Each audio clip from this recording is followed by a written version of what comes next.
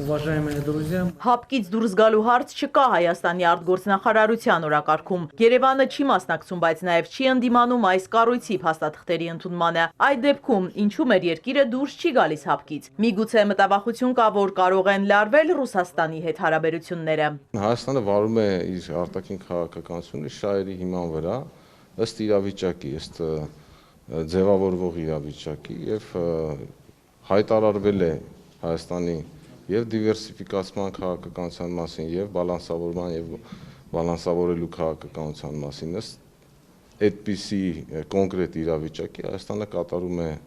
ընդունում է որոշումներ։ Ալեն Սիմոնյանը չի կարծում, որ հապկից դուրս գալը խոսում է հակառուս լինելու մասին։ Փաստացի դուրս եկածենք, ինչ վերաբերվում է մնացածին, դա էլ թողեք մեր քաղաքական նպատակահարմարության վրա, հա, եւ մեր բանակցությունների, այն որ դուք ասում եք մենք պատերազմից հետո չենք կարողանալու բանակցություն վարել, թողեք այդ բանակցություն չվարողների վրա։ Արտգործնախարարությունում մեծ հույս ունեն, որ խաղաղության պայմանագիրը մոտ ապագայում կստորագրվի։ Այդ ուղղությամբ շփումները պարբերական են։ Հստակ ժամկետների մասին չեմ կարող ոչինչ ասել։ Սահմանազատման գործընթացից նորություն չկա։ Ազգային ժողովի նախագահը վերջերս հայտարարել էր, որ Հայաստանի վերահսկողության տակ մոտ 110 քառակուսի կիլոմետր ադրբեջանական տարածք կա։ Որ տարածքների մասին է խոսքը, Սիմոնյանը չի մանրամասնում, նաև չի հստակեցնում, թե որտեղից է այդ թիվը։ Մոտավորապես, եթե իրանք 200 են, բան մենք մոտավորապես 100 ենք ասում։ Հենց դրա համար էլ դեմարկացիա եւ դելիմիտացիա հանձնաժողովը գործում է, որ վերհանի են սահմանը,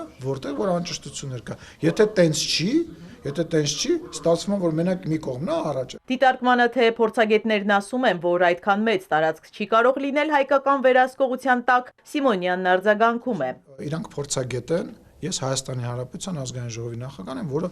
ունի ինչ որ ինֆորմացիա ստանալու եւ իր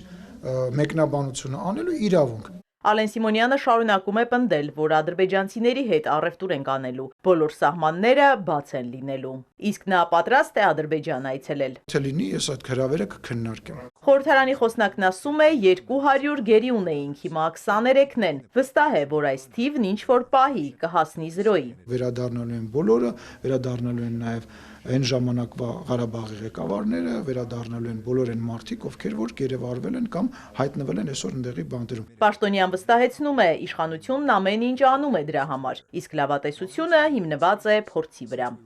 Իզաբելլա Հովհաննիսյան, Հարություն Հովսեփյան, Էպիկենտրոն։